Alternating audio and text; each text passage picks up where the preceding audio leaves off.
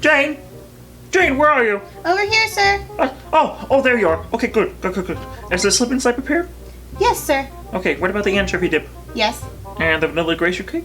Everything is perfectly prepared and ready to go. Are you absolutely certain? Yes, sir. Calm down. It's all wonderful.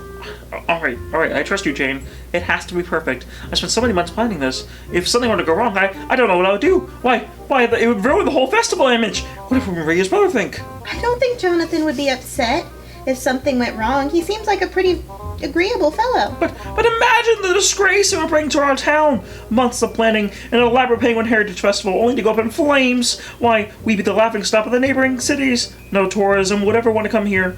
Relax, sir. Everything's going to be just fine. What if someone forgets their tuxedos? Everything will be fine, sir. But the tuxedos, they make the party. They make the whole festival gimmick. Why, we're doing it because the penguins look like they're wearing tuxedos all the time. Oh dear, that isn't offensive, is it? Don't worry, sir.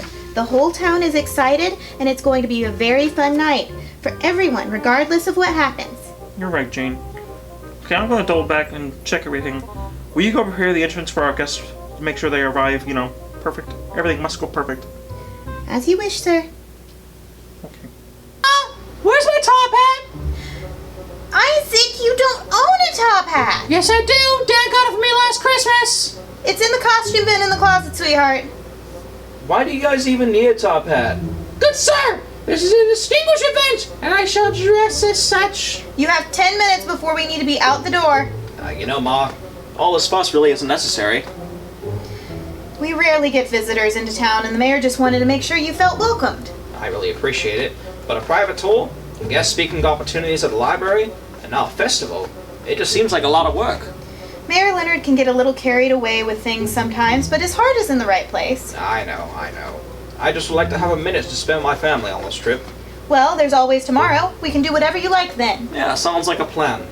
Hey, honey, can you come in here for a minute? Can't find my flannel. Coming, sweetheart.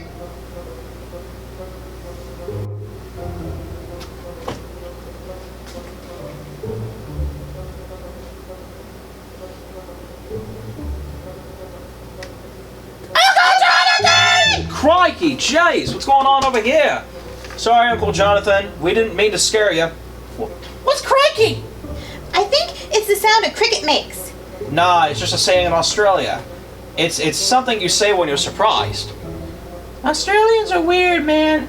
No, they're not weird. Their culture's just different than ours. I'm sure they think you're pretty weird. Well, yeah, everyone thinks I'm weird. It's just how I keep you on your toes and guessing.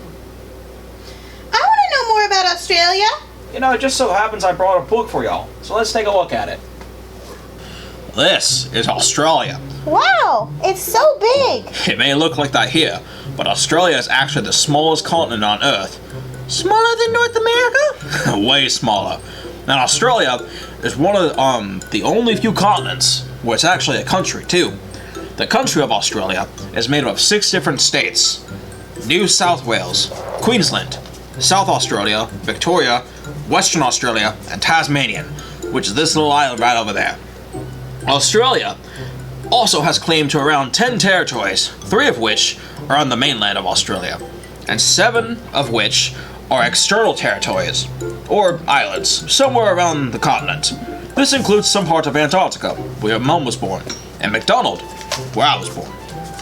So, you don't live on the mainland of Australia? I always thought you lived somewhere in the middle. Nah, haha, nope. But to be fair, the majority of the mainland Australia is pretty difficult and uninhabitable. In fact, over 90% of the terrain is uninhabitable, and most of the wildlife there, and people like myself, live on the coast.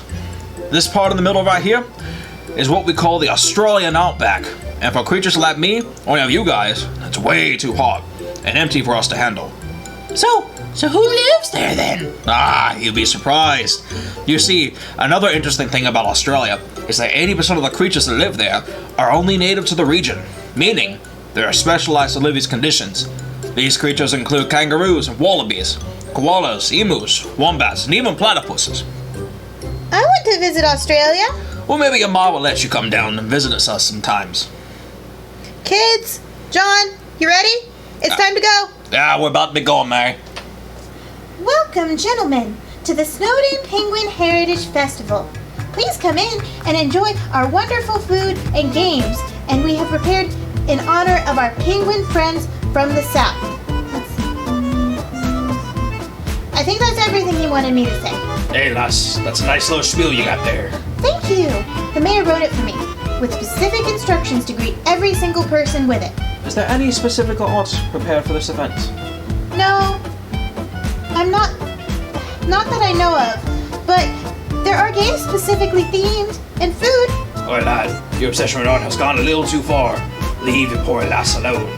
Beggars can't be choosers. And all that, it looks like a lovely festival, dear. It was a simple question. Good evening, gentlemen. I hope you're prepared for a fun night and... where are your tuxedos? I don't own one. The invitation specifically states that everyone must wear tuxedos. I mentioned in a press conference after press conference. It was even on a poster. Well, we don't exactly live in a high-class highbrow. Society tuxedos are commonly necessary. But it's penguin heritage! The whole point was that they look like they're wearing tuxedos. Therefore, we all pay homage to them by wearing tuxedos. The whole plan doesn't work if you're not wearing tuxedos. Sir, your blood pressure, please calm down. Jane, the whole party was riding on the tuxedos. It will be fine, sir. There's still a lot of fun-themed games as well as food. Not to mention your guest of honor. I suppose you're right. You had to have assumed at least a couple of Snowden residents didn't own a tuxedo. It isn't the end of the world. Yes, indeed. Oh well. Right this way, gentlemen. Let the festivals begin. I couldn't do without a good mug of root beer. You're so insufferable sometimes, do you know that? Well, someone's gotta get their knickers in a twist. What will it be, Mel? Well, what do you have? Let's see. For appetizers, we have Antarctic krill cakes, garlic butter krill, sardine cakes, and sardine dip. And for the main course, we have krill and arugula salad, fried calamari, squid ink pasta, squid stir fry, and marinated mullet, as well as grilled mullet, if you don't like marinated. And then lastly, for dessert, we have... Did I say dessert? Sorry, a joke we have between the kitchen, Aaron and I. Sorry, lastly, for dessert, Melvin, we have a vanilla glacier cake, but I don't think the mayor wants it served quite yet until later on tonight. I think I'll just wait for the glacier cakes. Melvin! It's lovely to see you two. Julia, it's nice to see you too. But, I gotta get going. I saw the icicles earlier, and I need to give them their mail. I haven't done it from earlier yet, so hopefully I'll get to see you two later this evening. Alright. Toodaloo, Melvin! And how's life been treating you, Hank? Oh, I can't complain. I got to experiment with all sorts of new fun cooking styles for this event. Are you enjoying the exotic fish we bought back? Indeed. I've never had the opportunity to work with squid before, but it's quite fun. Oh, I just love a good squid dish. They're some of Barry's favorite. Good evening, neighbors. What brings you to this here event on this fine day? The festival? The whole town's been looking forward to it. The mayor's been talking about it for months. Yes. Well, since you're here, I thought you might be interested in a new sale I'm offering at the barber shop. It's a 2-for-1 deal, Julia. You can bring Barry in for free. Barry and I don't get haircuts. Well, I have skincare routines too, you know.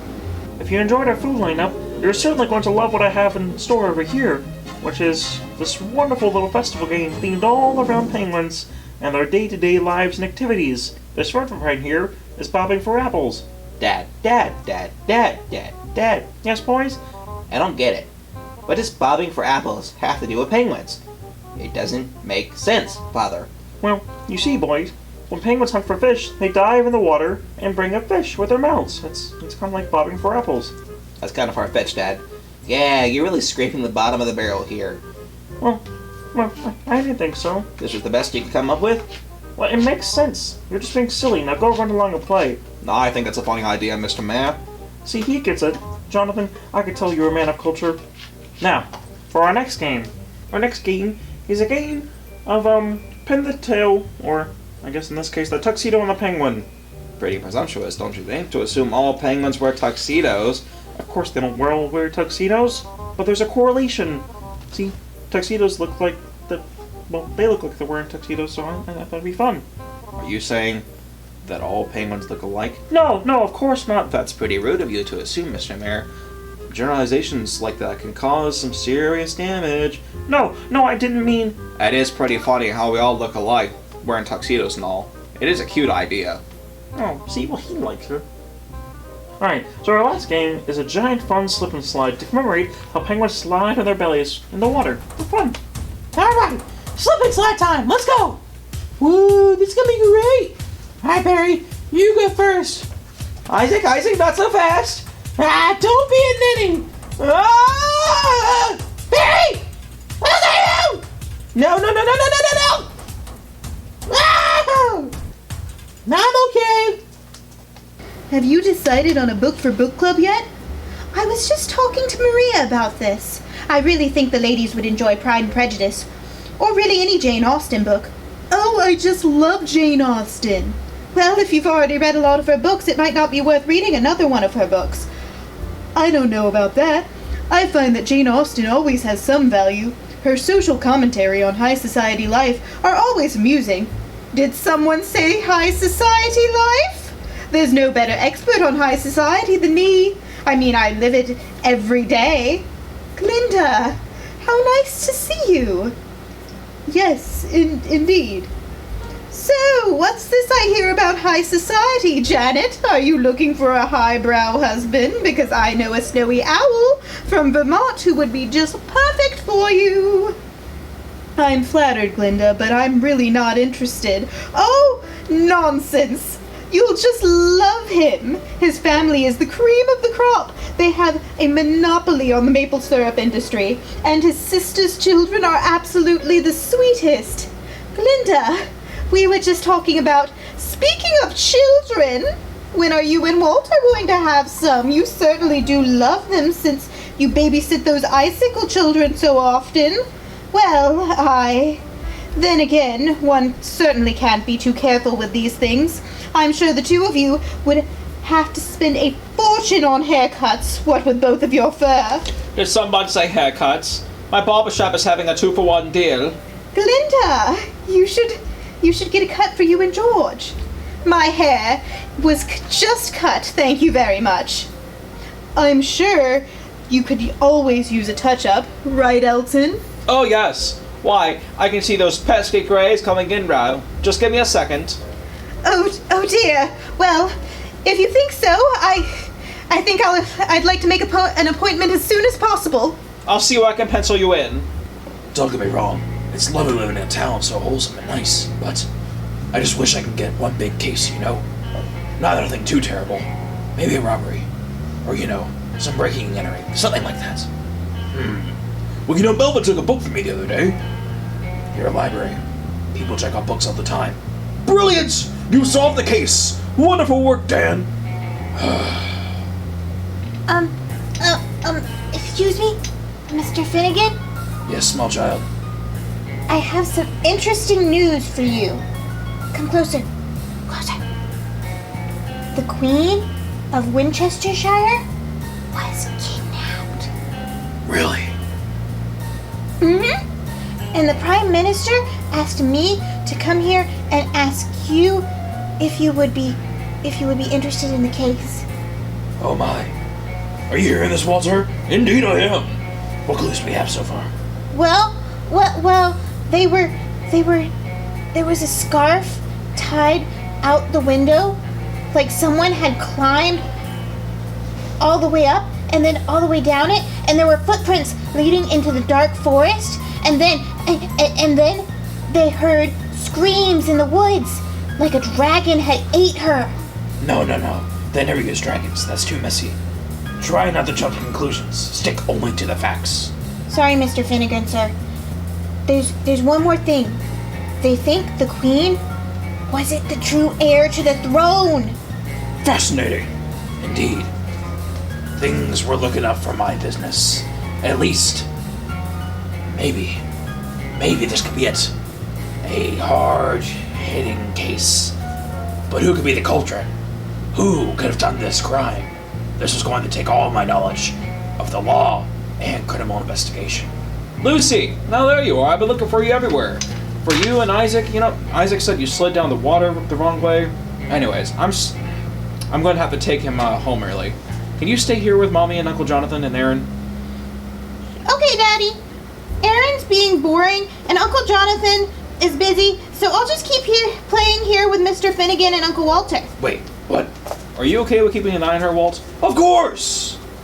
Mr. Finnigan is pretending to go on a case to find the Queen of Winchestershire. Sounds fun, sweetheart. Thank you for indulging her, Dan. Her imagination can get out of hand sometimes, and a bit wild. So, there's no real case. Walter, did you know about this? Dan, she's 6. Good evening, good people of Snowden. It is I, the mayor, coming to you from our stage to announce it is almost that time for our most wonderful guest to have our most wonderful vanilla glacier cake made by our very own Hank Bearington. Woo! Woo! Yeah! Woo! Woo! I'm sorry. I promised I wasn't going to do that, and I continue to do that. Anyways, it's going to be amazing. I'm sure it'll be absolutely delicious. And Excuse me, sir. pardon me one moment. Hank, you're supposed to be getting the cake. Yes, well, there's just one thing. There is no cake. What? No cake? There has to be cake. You told me to be making cake. Well, there was a cake, but now it's on the floor. You dropped the cake? Oh dear, this is a disaster! First, no tuxedos, then the games, and now the cake, and everything's just falling apart, and we're gonna be a laughingstock! The entire North, Johnathan will never return. And tourism will go down tenfold. This festival's going to ruin Snowden and drive it to the ground! It's alright, Mr. Mayor. But everything has gone up in flames. I guess everyone can go home since the whole thing's ruined. So everything is just fine then. Trust me, the festival is lovely. Nothing's wrong. It is? Yes, just because everything didn't turn out exactly how you wanted, it doesn't mean that it's not still fun. Sometimes we get so excited about things and build them up in our heads, so much that the possibility of reality just can't live up to our expectations. But that doesn't make the reality any less fun or cool. It's just been a lovely evening, Mr. Mayor, and I'm sure it'll continue to be. Really? And as far as tourism, Snowden, I plan on telling all my friends back in Australia that the Snowden place is fun and fantastic for vacation. Really? No. Well, in that case, everyone can return to your festival and your festivities. Be sure to tell all your friends to visit the library. That's one of our most huge tourist attractions. Especially you, Johnathan. And, if they like a tour of the outskirts, well, I don't know anyone more willing than maybe Melvin. I'm sure he would love to take you. Oh, and our wonderful hockey league. We have a wonderful hockey game with Aaron and a few of our other local children.